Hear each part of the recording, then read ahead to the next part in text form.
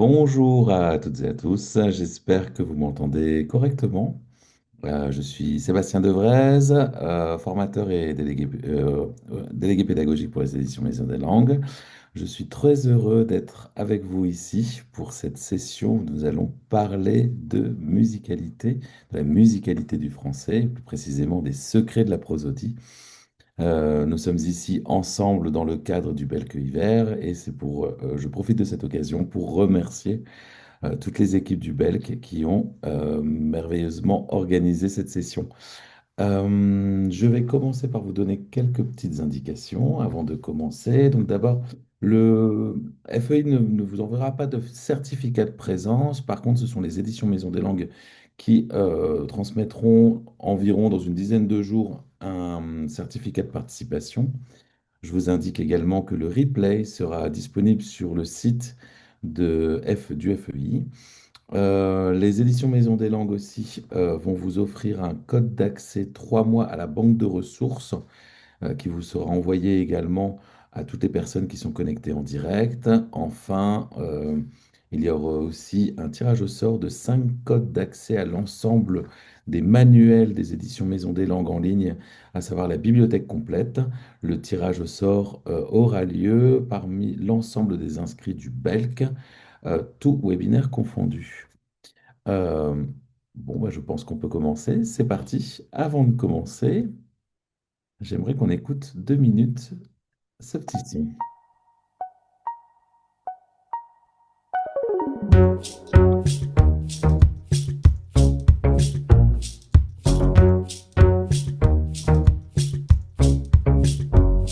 Je ne peux pas dire non, tout va bien. Ce serait mentir, oui, de le dire. Je ne peux pas dire non, tout va bien. Ce serait mentir, oui, de le dire. Entendu, pour moi c'était important de commencer en musique, car en effet, on est en train de parler de musicalité de la langue. C'était pour moi intéressant de commencer parce que j'aime beaucoup cette chanson déjà. Je vous recommande de l'écouter tous les matins. Elle vous met la patate, tout doucement. J'aimais bien parce que le rythme était adapté bien sûr à une mélodie. Mais je trouvais que ça intéressant comme introduction à justement la mélodie de la langue française. Voici la phrase: Je ne peux pas dire non, tout va bien. Ce serait mentir, oui, de le dire. Je ne peux pas dire non, tout va bien. Ce serait mentir, oui, de le dire. Voilà, nous avons les premières bases de cette mélodie.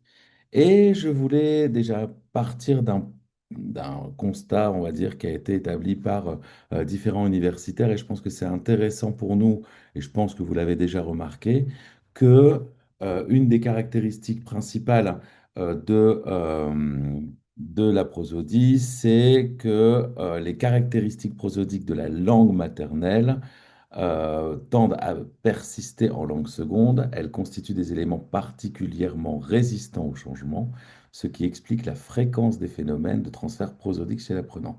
Autrement dit, il est important de noter que l'influence de la langue maternelle sur, et je dirais même parfois de la langue de référence, à savoir la langue qui a été apprise, sur les éléments prosodiques. Ce qui fait que on peut avoir des éléments complètement différents et la musicalité différente. Donc je vous mets ici, on va juste l'écouter, et ça c'est un exercice que vous allez pouvoir faire avec vos apprenants, c'est-à-dire prendre une chanson, la traduire et voir juste prendre conscience que la musicalité était différente.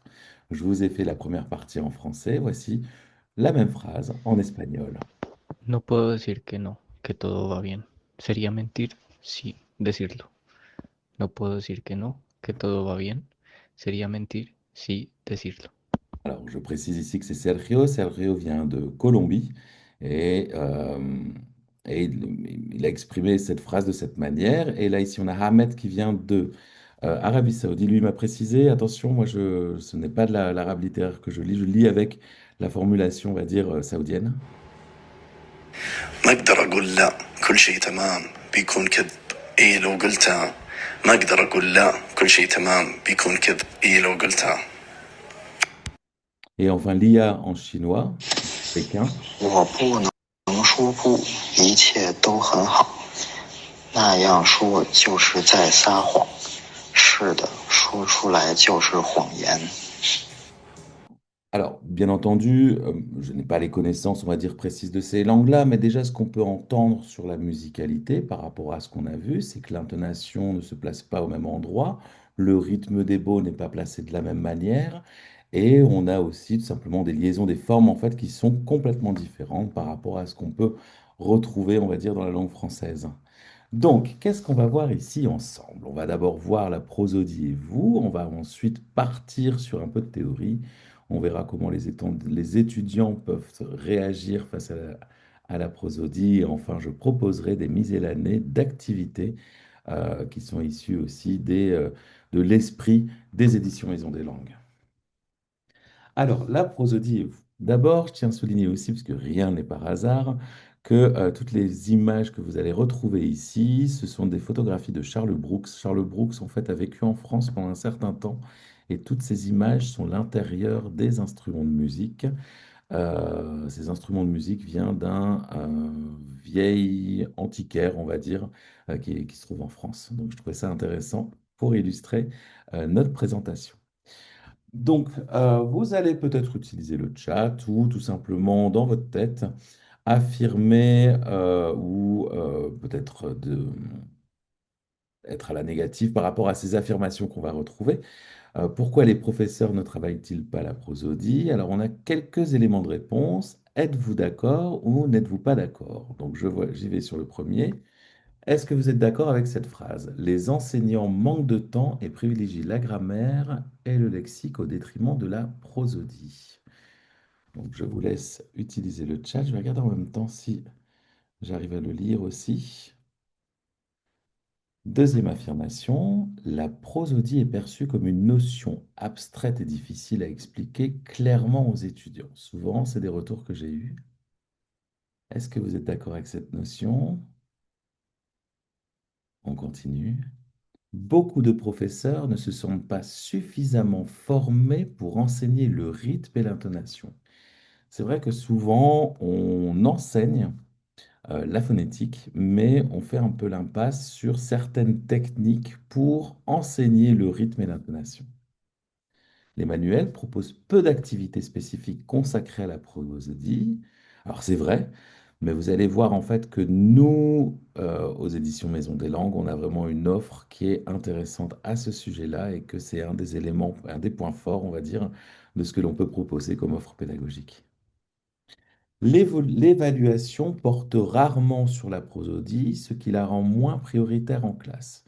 Ce qui est vrai, même si pour le DELF, on a la phonétique et prosodie, la mélodie est prise un peu en compte, à savoir est-ce que ça gêne la compréhension ou pas. Ça peut être pris en compte.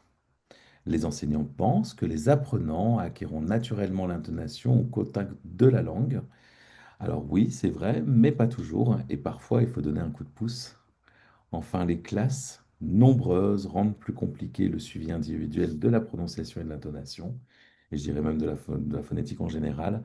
C'est vrai que des classes, certains d'entre vous enseignent à des classes de 40, 60, là c'est extrêmement difficile, mais je pense qu'en fait sur des petites classes, jusqu'à une quinzaine de personnes, on peut créer des moments où on peut travailler la prosodie. Enfin, la prosodie est parfois jugée moins visible que les erreurs grammaticales, donc moins problématique. Êtes-vous d'accord avec ceci ou pas? Telle est la question. Alors, un peu de théorie. J'ai trouvé cette définition assez intéressante. On va l'écouter ensemble.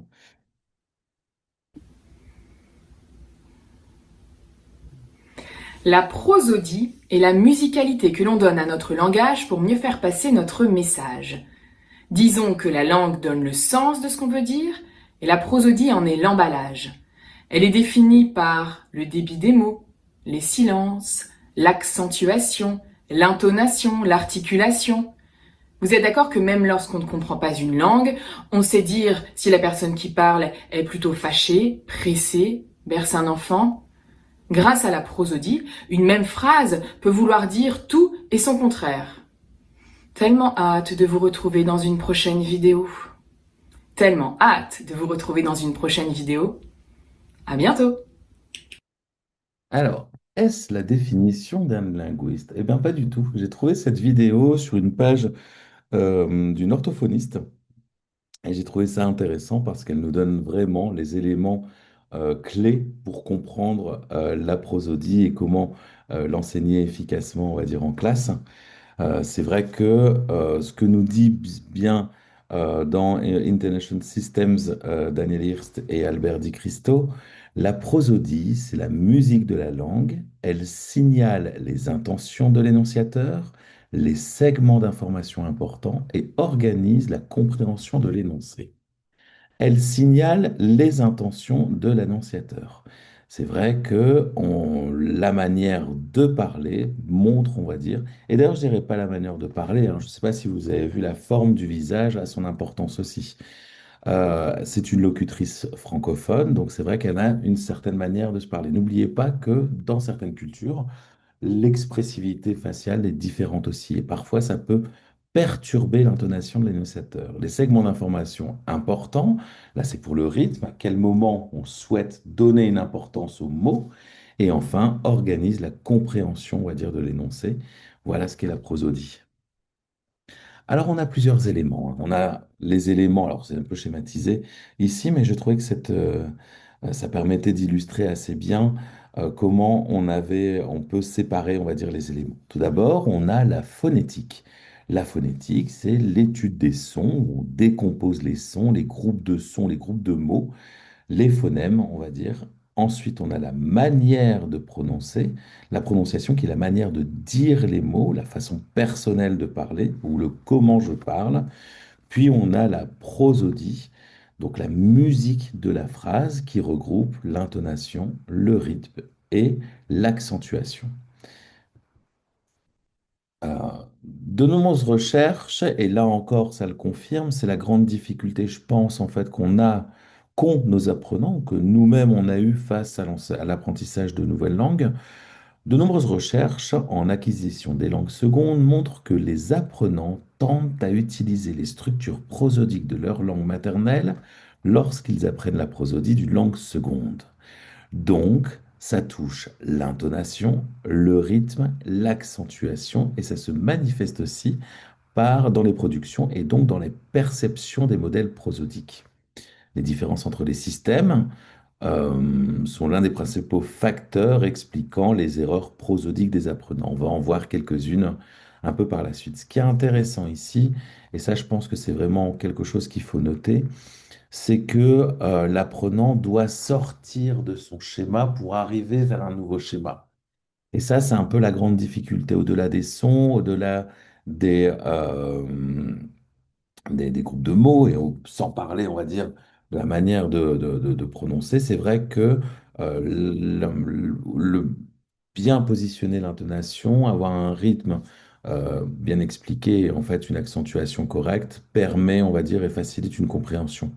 Et je pense qu'en langue française, souvent, c'est quelque chose qui est extrêmement important, car tout le système phonologique est constitué autour de l'harmonie vocale. L'harmonie vocale de la langue française, souvent, soit on peut bien sûr comprendre une intention différente, mais aussi on peut être complètement perturbé. C'est pour ça que beaucoup des apprenants disent je vais en France, mais on n'arrive pas forcément à me comprendre parce que l'intonation n'a pas été forcément bien formulée ou bien mise au bon moment.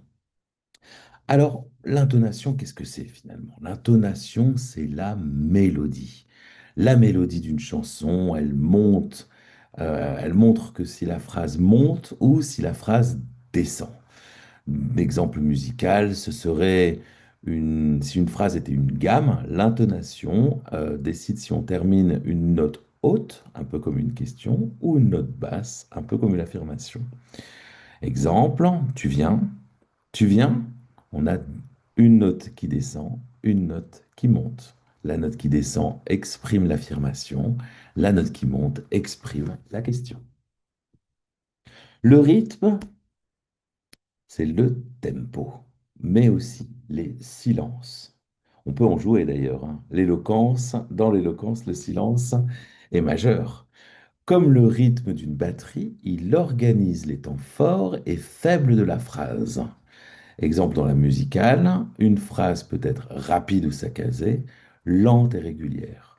Je vais à la maison, le rythme souligne certains mots, les mots qui sont importants à indiquer. Souvent, quand vous parlez avec un locuteur francophone et que vous n'avez pas entendu la phrase, l'accentuation se fait plus fort sur l'information qu'on souhaite donner.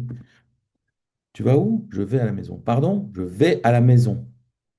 J'exagère un petit peu, mais pour illustrer, bien entendu. L'accentuation, ce sont les notes fortes. Je viens de donner un exemple d'ailleurs, quoi. Comme un instrument qui frappe plus fort certaines notes, elle indique quels mots ou syllabes sont importants. J'ai vu Paul hier. Paul reçoit l'accent de l'information qui est importante. Souvent, en plus, quand on voit, on va dire, l'accentuation de la langue française, elle- par rapport à d'autres langues qui peuvent être beaucoup plus variantes, avec beaucoup plus de variance. Ici, on voit que la langue française, souvent, elle est assez linéaire, on va dire, par rapport à d'autres langues, ou par exemple, l'italien, qui est très, ce qu'on appelle les langues chantantes, hein, finalement. Pour juste résumer cette partie-là, on peut dire que si on imagine une phrase comme un petit morceau de musique, l'intonation et la mélodie que tu fredonnes, le rythme et la batterie qui marquent le tempo, l'accentuation et le piano ou la cymbale qui met en valeur certaines notes. En combinant ces trois éléments, la phrase, elle chante, elle vit exactement comme une musique. Alors ici, dans cette partie-là, on va regarder quelques exemples d'erreurs prosodiques qu'on peut retrouver sur certains types d'apprenants. Une chose que Michel Billière nous dit, c'est que la correction photonique, on verra quelques exemples avec lui justement, la correction phonétique est le parent pauvre de l'enseignement des langues étrangères. On verra en fait sur quelle section, avec l'approche verbotonale, comment améliorer certains points. Alors, on a tout d'abord le transfert accentuel. Le transfert accentuel, on le retrouve souvent chez les apprenants anglophones ou même les apprenants qui, lors de l'apprentissage d'une nouvelle langue, prennent comme référence l'anglais. Souvent, on a le cas, alors vous l'avez peut-être déjà vu ou constaté avec vos apprenants qui ont appris très tôt, on va dire, l'anglais et en fait qui se servent plus de l'anglais comme langue de référence plutôt que de leur langue maternelle. Ça, on peut le retrouver, on va dire, sur des erreurs grammaticales, hein, ça c'est sûr. Par exemple, moi, je me souviens de lorsque j'étais euh, en Espagne comme professeur, souvent, des étudiants faisaient l'erreur hispanophone bien sûr, de euh, je suis 13 ans. Alors qu'en espagnol, c'est exactement la même structure, le verbe avoir, tengo 16 años, enfin, bref, c'est la même structure. Et cette structure-là était calquée, on va dire, sur l'anglais qui était la langue apprise. Ça m'avait pas assez surpris et ça, on l'a retrouvé dans des échanges que j'ai eus avec des professeurs. On la retrouve assez régulièrement. Donc, l'anglais est une langue qui est ce qu'on appelle accentuelle, c'est-à-dire qu'un mot porte un accent principal où la mélodie varie beaucoup. Les anglophones transfèrent souvent ce schéma sur le français et ils accentuent certains mots là où le français ne l'accentue pas. Pas seulement les anglais, hein, on peut retrouver ça bien sûr sur d'autres langues. Donc l'accent qui est mis sur chaque mot ou sur un mot qui ne porte pas l'accent final du groupe, le débit peut être perçu comme irrégulier avec des pauses inhabituelles. Dans la phrase je voudrais réserver une chambre, on aurait je voudrais réserver une chambre. Je force un peu l'accent, mais justement pour montrer en fait que le transfert accentuel est, pose un problème de compréhension et peut paraître étrange parfois pour un francophone. D'où l'importance de la prosodie. L'intonation montante généralisée. Cette erreur, on peut la retrouver souvent chez des apprenants japonais ou coréens. Il s'agit en fait donc l'intonation montante généralisée, c'est l'apprenant a tendance à monter la voix à la fin de chaque phrase, souvent pour signaler qu'il n'est pas sûr ou sous l'influence de sa propre langue. Et cela peut refléter l'habitude d'interroger même, l'habitude d'interroger même les affirmations par soit ou même un manque de confiance, hein. Toutes ces phrases, en fait, elles semblent être des questions et à la fin, ça peut perturber, on va dire, la compréhension où on a l'impression d'être questionné alors que on propose des affirmations. C'est intéressant, on le présente, c'est intéressant, on le propose en fait comme avec une montée finale qui n'a pas forcément lieu d'être, hein. Ça a été vu par Nishinuma et Shirota lorsqu'ils ont fait en fait un exercice autour de la prosodie en français, plus précisément sur l'accent, l'intonation et le rythme, en comparant, on va dire, surtout principalement les apprenants japonais.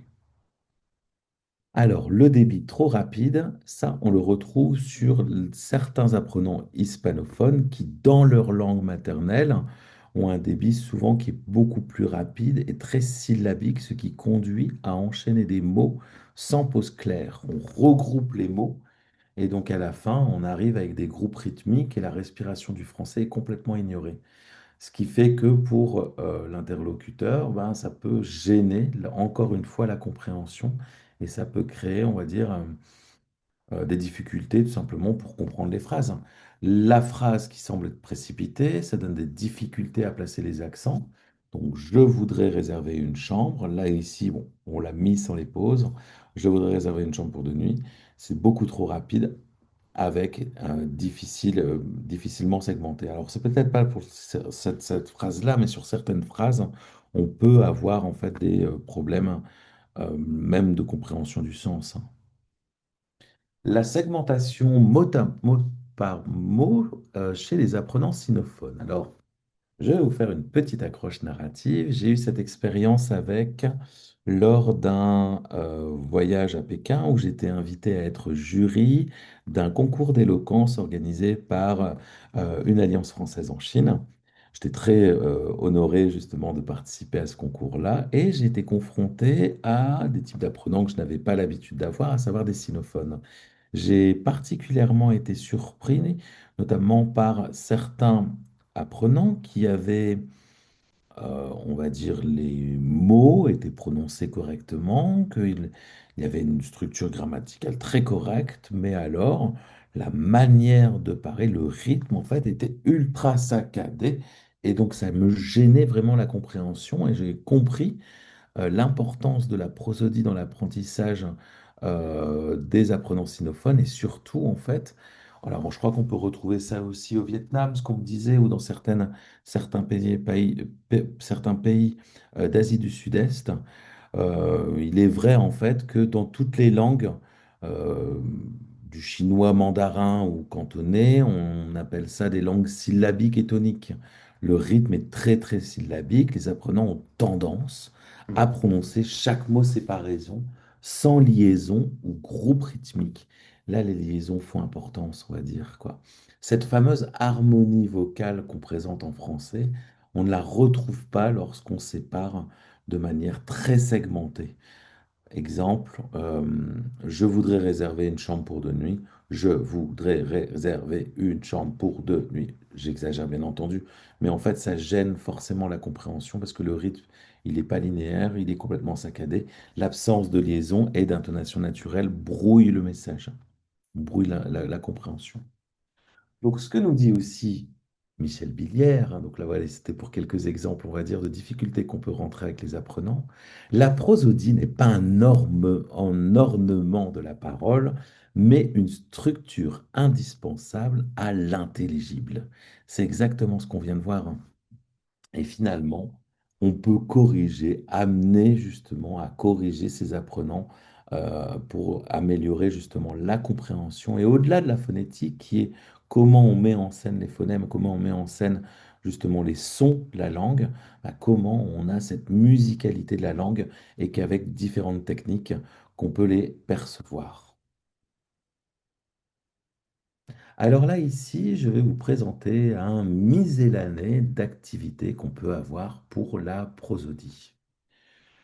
Une première activité vient de la méthode prêt-à-parler. Alors, une des particularités de la méthode prêt-à-parler, c'est que, elle a intégré la phonétique et surtout la prosodie dans l'acte de parole. C'est-à-dire que vous allez vraiment retrouver bien sûr la grammaire, le lexique à l'acte de parole, mais aussi les éléments prosodiques.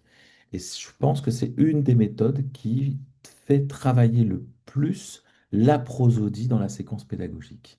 Alors, ce qui est intéressant là-dedans, c'est que pour tout simplement un travail prosodique, on peut, ou là ici pour parler de l'intonation de la phrase, on peut avoir ce qu'on appelle le système de visualisation graphique. Alors, le système de visualisation graphique, c'est tout simplement tracer une courbe intonative en utilisant des flèches. On peut utiliser des gestes ascendants ou descendantes, ou même faire des mouvements du corps.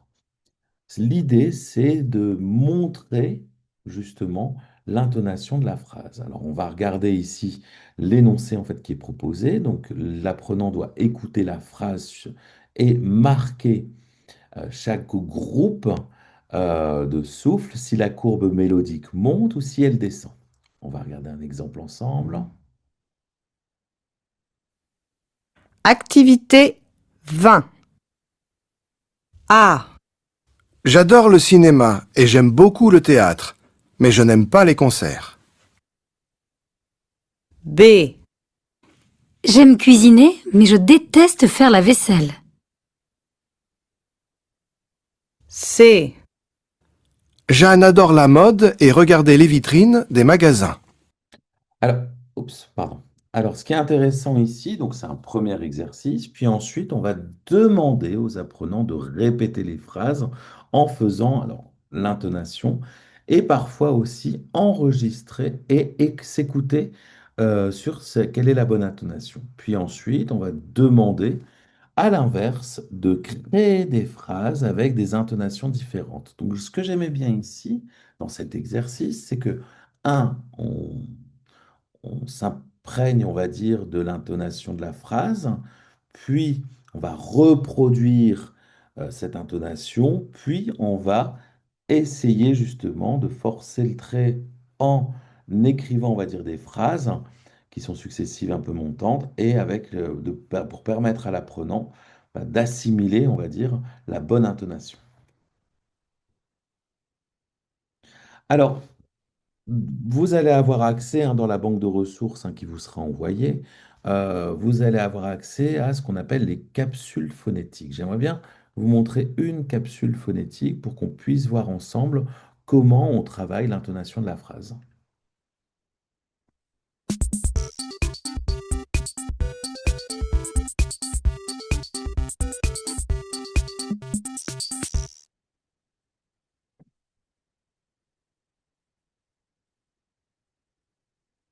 Quelle est la musique de votre langue pour signifier une question? Est-ce que la musique monte? Est-ce que la musique descend? Pouvez-vous l'imiter avec la la la? Alors, on voit bien un peu ce qu'on essaie de reproduire, c'est-à-dire qu'on cherche juste à se concentrer sur la musicalité de la langue. Alors, comment on peut utiliser les capsules phonétiques? Alors, vous avez deux options. Les capsules phonétiques, elles sont soit intégrées à la méthode défi actuelle, ou dans la séquence pédagogique, vous allez avoir une session directe, ou alors vous allez sur la banque de ressources et vous allez pouvoir, à un moment donné que vous le souhaitez, en fonction de votre objectif, travailler un point de phonétique. Ce qui est intéressant à ce niveau-là sur le travail de la capsule phonétique, finalement, c'est de couper le son. Pourquoi? Parce que je pense que c'est beaucoup plus dynamique quand c'est le prof qui parle que quand c'est l'élève. Donc là, il y a bon, bien sûr, on a le son justement pour pouvoir donner les informations, mais après, je pense que parler au-dessus, c'est vraiment ce qui est le plus facile. En français, en général, l'intonation a 4 niveaux. Alors ça, c'est quelque chose qui est assez intéressant, c'est la reproduction schématique et visuelle de l'intonation de la phrase. Donc, l'intonation de la phrase, on part au niveau 2. Bon, je vais laisser parler schématisé. Le niveau le plus confortable est le niveau 2. En général, on commence à parler sur le niveau 2. Et pour les questions, quelle est la mélodie en français? La question qui commence par un mot interrogatif ne commence pas au niveau 2. Le mot interrogatif est au niveau 4, au top. Qui est l'auteur de Tintin? La voix commence au 4e niveau. Qui? Alors, ce qu'on peut voir ici, c'est quelque chose qui est intéressant et c'est juste cette partie-là. Je pense que c'est assez intéressant parce qu'on peut y placer n'importe quelle phrase et travailler la phrase sur l'intonation. Pour la fin de la question, il y a 2 niveaux possibles. La phrase finit au niveau 1. Qui est l'auteur de Tintin? Elle peut aussi finir au niveau 4. Qui est l'auteur de Tintin? Dans la conversation informelle, on utilise souvent « c'est » avec un mot interrogatif à la fin de la phrase. Ici aussi, 2 niveaux d'intonation sont possibles à la fin. Un spéculoos, c'est quoi? La voix commence au niveau 2 et monte au niveau 4. Voilà, c'est juste pour expliquer et à la fin, bien sûr, on a une Niveau explication, on va Mais dire je trouve... les différentes intonations, hein. Donc je passe à ce niveau-là, mais je trouve ça intéressant, on va dire, de se schématiser la phrase et cette représentation. Je pense que ça fonctionne assez bien auprès des apprenants. Alors, la lecture expressive, c'est quelque chose que j'adore. Ça permet ici, par exemple, de travailler la liaison. Et j'ai beaucoup aimé ce que propose, ce qui est proposé, on va dire, dans cette méthode, où on fredonne des petits airs, justement pour bien souligner un élément prosodique. Donc là, ici, on va lire les extraits de la chanson en petit groupe et on va imaginer comment on peut les chanter. Oh mon amour, mon âme sœur. Donc là, ici, on est sur la liaison, hein. Donc on va demander aux apprenants de fredonner, d'imaginer comment on peut fredonner. Et ça, c'est hyper intéressant parce que hum, cette langue chantée va permettre, va forcer, on va dire, d'avoir une certaine harmonie. Puis ensuite, il y a une proposition qui est faite, qu'on va écouter ensemble, sur ces chansons qui sont fredonnées. Alors, il y en a une chanson vous allez peut-être reconnaître. Activité 8B. 1, Oh mon amour, mon âme sœur, je compte les jours, je compte les heures. 2, Ce soir, mon petit garçon, mon enfant, mon amour.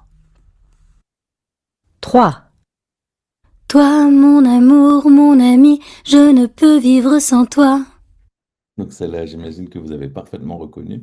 Ce qui est intéressant, c'est que là, on est vraiment en train de travailler la liaison, mais après, pareil, encore de manière mélodique et une action complètement différente. Sur la liaison, dans les capsules phonétiques, là, on a une visualisation, c'est très visuel, où on a un mariage d'amour qui est présenté entre les lettres. Mais je trouvais que cette approche de fredonner une chanson pour accentuer un point, ça peut être très intéressant. C'est quelque chose qu'on peut même ritualiser. Et puis ça peut être drôle, tout simplement, hein. Alors, le marquage des groupes rythmiques, ça c'est quelque chose qu'on peut proposer aussi, où en fait il suffit juste d'écouter, de mettre une barre pour séparer les groupes rythmiques. Je t'entends, mais je ne te vois pas. Là, on a les 2 points. Donc, le marquage rythmique, souvent, on peut donner un texte court aux apprenants et c'est à eux de tracer les barres. On peut aussi faire une lecture en chorale où, en fait, ensemble, ils doivent lire, quoi. Je voudrais réserver une chambre pour 2 nuits. On l'a encore le même exemple. Là, ici, je vous montre ici comment c'est proposé. activité 23. A, Je t'entends, mais je ne te vois pas. B, Je t'envoie ce dossier par WhatsApp demain matin. C. Hier, ils m'ont envoyé un mème très drôle. D. Avant, j'achetais le journal tous les jours. Etc. Donc c'est toute une série et là en fait ça permet aussi d'avoir une prise de conscience. Bon, c'est des activités qui sont faites qui permettent de séparer les groupes rythmiques et de noter aussi à quel moment on accentue la phrase. Là on voit bien, on est dans un contexte assez contexte professionnel. L'intonation de la phrase, alors ça c'est quelque chose qui est assez important aussi et on peut avoir le jeu de l'intonation, la prosodie à deviner. Donc le professeur dit une phrase avec une émotion ou une intention spécifique, les apprenants doivent deviner l'émotion uniquement avec la prosodie. C'est fini? Est-ce que c'est dit de manière neutre? Surpris, c'est fini? Ou alors de manière ironique? C'est fini? Ou alors soulagé? Ouf, c'est fini.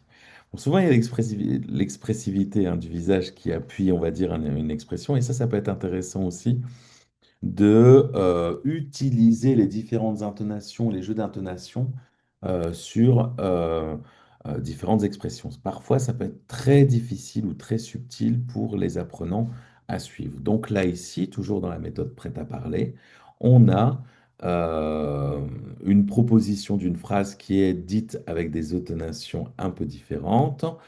Il faut voir en fait, est-ce qu'on parle avec tristesse, bonheur, colère, surprise et peur? On va le faire quand on va l'écouter. Ensuite, ce qui est intéressant, c'est qu'on demande à choisir un sentiment et de prononcer la phrase avec une intonation correspondante. On peut utiliser un système de comment on appelle ça, d'émojis tout simplement, hein. Alors, on va écouter un peu comment c'est présenté. Piste 47, activité 17A. 1, Les enfants sont partis. 2, Les enfants sont partis. 3, Les enfants sont partis. 4, Les enfants sont partis.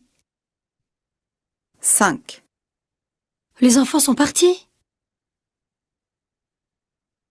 Ok, super. Et à ça, j'ai trouvé... Ah, attendez.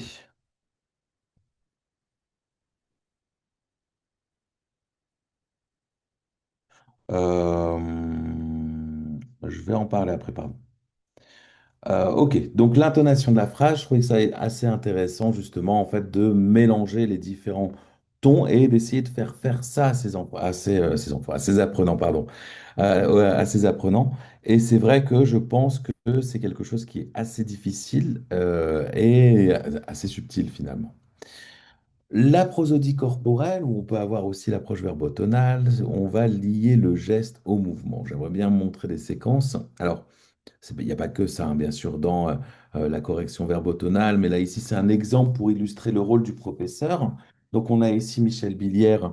Je vous ai mis hein, ici hein, son site internet qui vous permettra justement de regarder et de voir tout ce qu'il propose. Donc, on va voir qu'il y a des gestes qui vont accompagner la prononciation, des intonations de phrases qui vont être différentes. Donc, on peut avoir le bras qui monte, le bras qui descend selon l'intonation.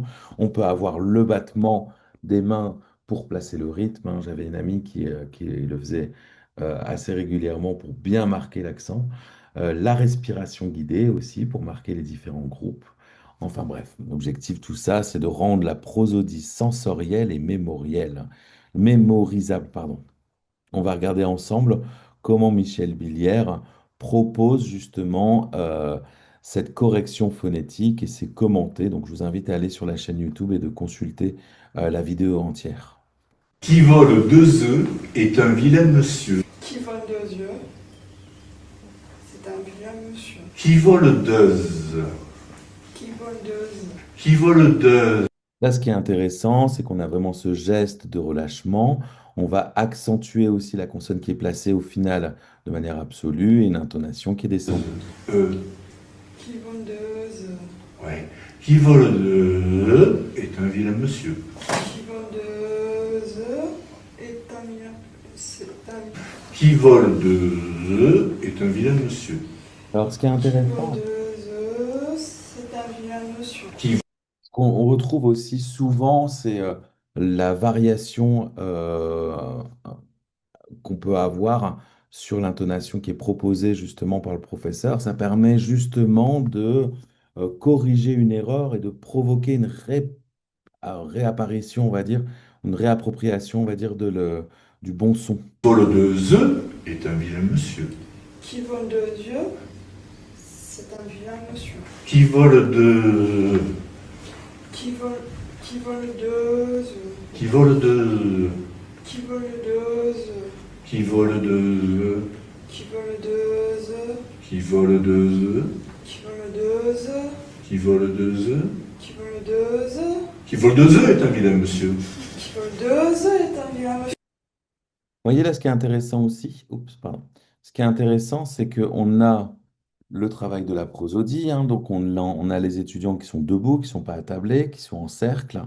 Là, on voit bien en fait que les mains sont une utilité. Là, en fait, les mains sont fermées. Je dirais, il faut relâcher les mains. Et parfois, en fait, sur certaines vidéos, on voit que Alors, attendez, est-ce que je partage correctement? J'ai un doute, hein. Tout est OK? Vous voyez bien l'écran? Bon, j'ai l'impression que oui. OK. Bon, je continue. Alors là, ici, Chaque fois que vous produisez une syllabe, hop, je fais pause. Toujours, en fait, dans la prosodie corporelle, c'est Henri Berdoula qui est cofondateur de Phonetics, avec qui on travaille assez régulièrement. Pareil, hein, ils ont un site qui est extrêmement bien construit, qui propose justement des activités pas à pas pour travailler certains points de phonétique. Là, ici, j'ai repéré un point, c'est justement comment on utilise le corps pour faire une correction. Je vous montre juste. vous devez faire un pas. Je vais vous donner l'exemple, écoutez bien et regardez bien. Ça donnait c'est mon pas, pas. Je répète une deuxième fois. C'est mon pas, pas. Alors là, ce qui est intéressant, c'est que lorsqu'on peut frapper, lorsqu'on peut visualiser, là, c'est le corps en fait qui va marquer les différentes notions de syllabes là ici dans ce contexte. Oui. Alors je demande de produire cette phrase. Tu commences? C'est mon pas, pas. Ah. Encore une fois. C'est mon pas, pas. Ah, il y a un petit problème? J'ai pas de coordination. Exactement. Okay. Encore une fois. C'est mon pas, pas. C'est beaucoup mieux, hein? Beaucoup mieux. Hein? Tu veux essayer? Oui. C'est mon pas, pas. Ça y est, vous avez compris. Très bien. Donc là, elle l'a pris. On voit bien aussi que même avec le geste, hein, c'est utilisé. Tu veux essayer? C'est mon papa. C'est mon papa. Très bien. Tout le monde est d'accord. Alors cette phrase n'était pas trop difficile. Alors évidemment, on va essayer d'augmenter un petit peu la difficulté. Vous allez produire deux autres phrases maintenant. Alors, pour celle-là, je vous laisserai justement regarder la suite de cette vidéo, hein. Je vois que l'heure file. Mais en tout cas, vous allez voir que c'est des vidéos qui vont vous orienter pour pouvoir justement tester des exercices qui Chaque peuvent fois être que vous produisez... Ok, donc on peut avoir aussi l'amplification, l'atténuation articulatoire. Ça, c'est quelque chose en fait qu'on retrouve dans les pages de Carousel, Carousel qui est la méthode pour les grands adolescents. Là, c'est quelque chose qu'on retrouve aussi dans l'approche verbotonale. Là, c'est tout simplement illustré de comment on arrive à le il est 15 heures pour avoir la bonne atténuation. On va dire, donc là, ici, on a la phrase qui est indiquée. On va demander à l'apprenant en fait de s'entraîner à l'enchaînement. Tout simplement, il va écouter et prononcer chaque phrase comme dans l'exemple en écoutant l'enregistrement. On va l'écouter ensemble. Phonétique, activité 7A. Il est. Il est 15 heures.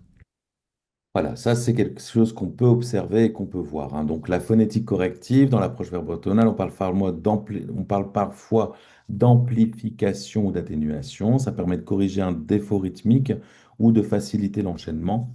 Là, ici, c'est pour un travail en autonomie, mais le professeur peut très bien le mettre sur une phrase où on va décomposer la phrase pour qu'elle soit prononcée de manière correcte.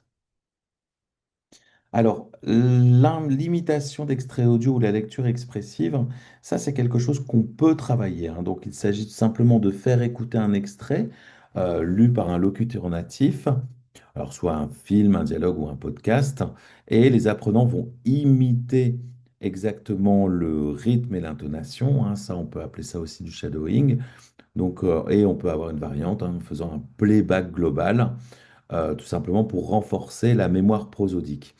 J'ai utilisé quelque chose qui est ritualisé dans Défi Actuel. Il faut savoir que dans Défi Actuel, tous les textes sont lus par un locuteur. C'est-à-dire que les éditions Maison des Langues ont fait le choix que chaque texte allait être lu par le locuteur. Et je pense que c'est extrêmement important pour comprendre le système phonologique, hein. Donc là, ici, on a un exemple qui est le fleuve du français. Alors, on va juste écouter un instant.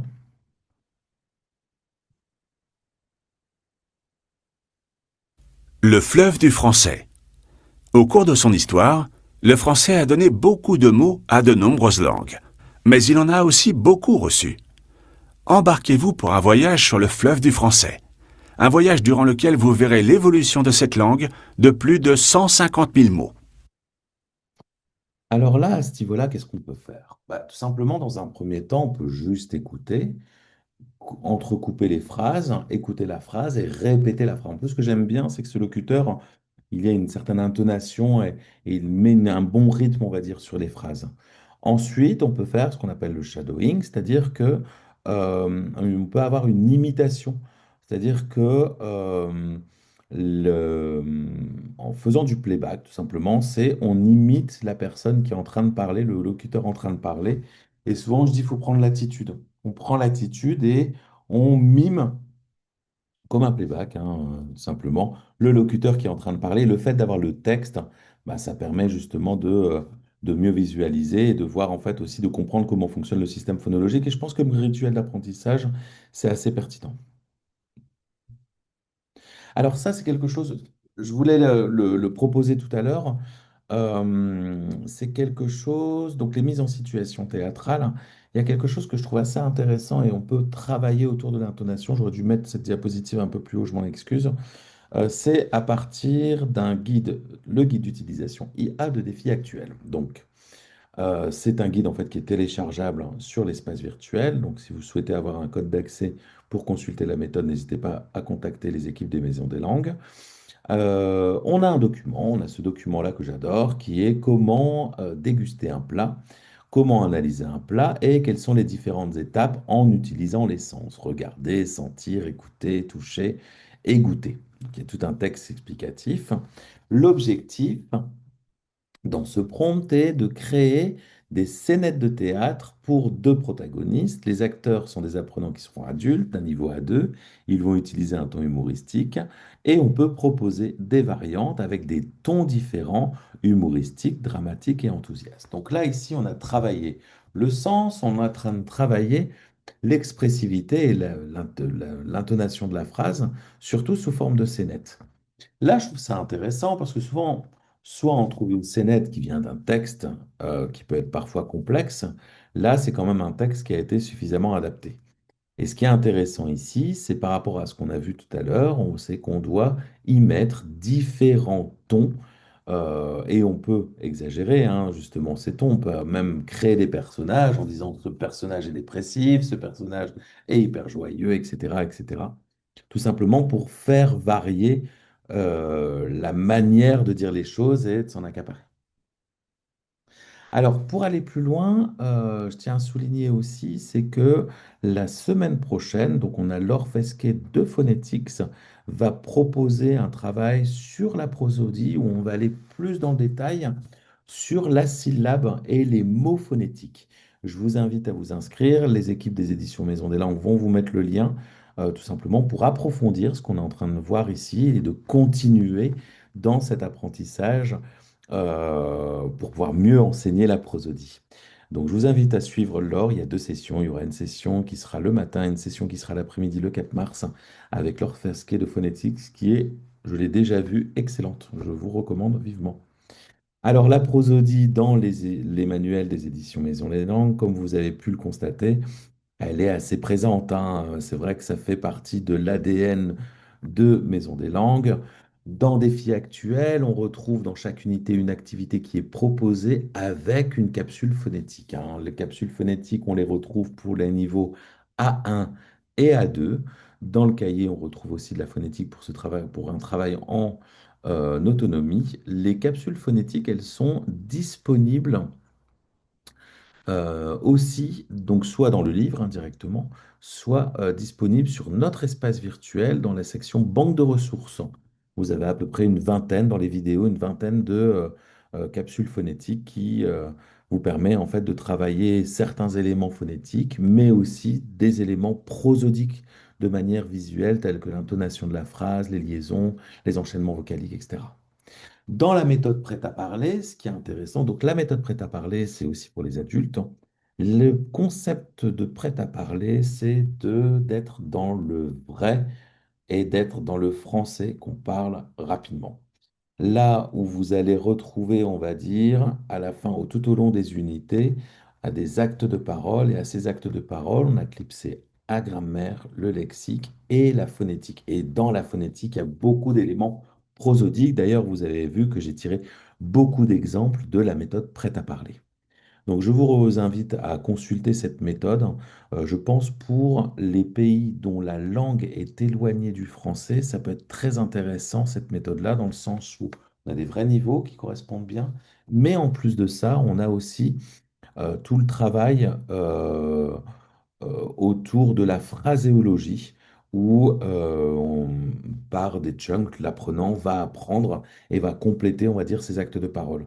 En gros, c'est assez efficace, c'est-à-dire que l'apprenant a vite cette sensation de parler vite, et je recommande vivement la méthode prête à parler. La méthode carrousel, hein, alors je prononce toujours mal, je pense comme 80% des Français, hein. La méthode carrousel est une méthode en fait qui est destinée aux lycéens et ceux qui commencent le français au lycée, donc vers 15-16 ans à peu près.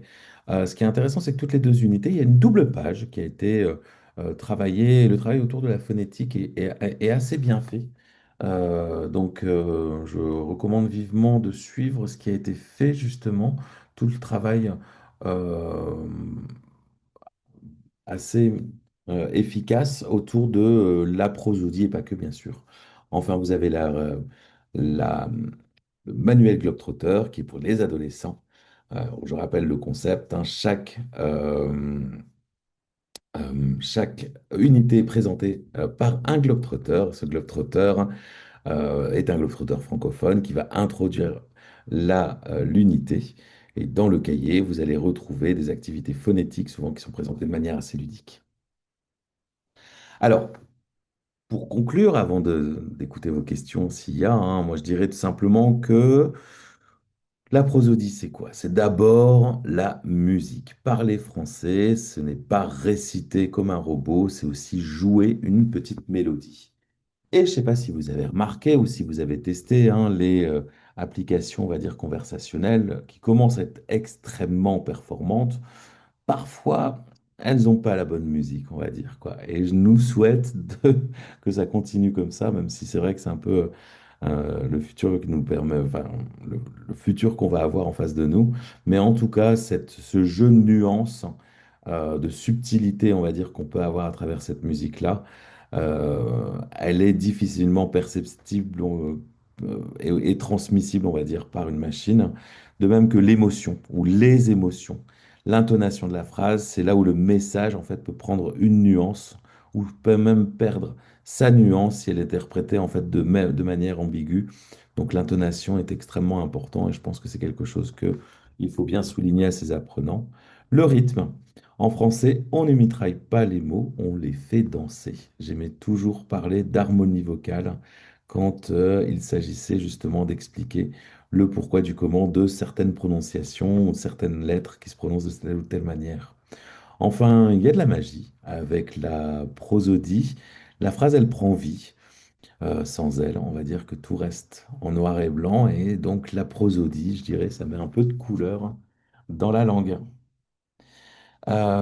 Petite chose, les équipes vont vous transmettre un questionnaire de satisfaction. Donc vous avez ici le QR code ou vous pouvez tout simplement l'avoir dans le chat hein, et pouvoir y répondre tranquillement si vous avez bien aimé cette réflexion autour de la prosodie. Petite chose aussi, avant de répondre aux questions, n'hésitez pas si vous souhaitez rester en contact.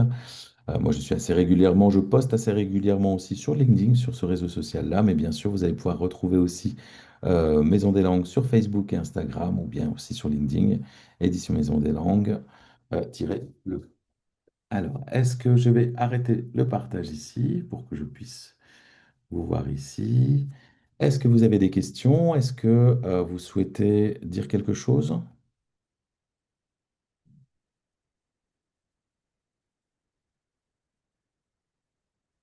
Non, ça va? Bah, écoutez, je vous remercie beaucoup. Je vous souhaite une belle journée, une belle soirée pour certains, et j'espère vous retrouver très bientôt. Au revoir.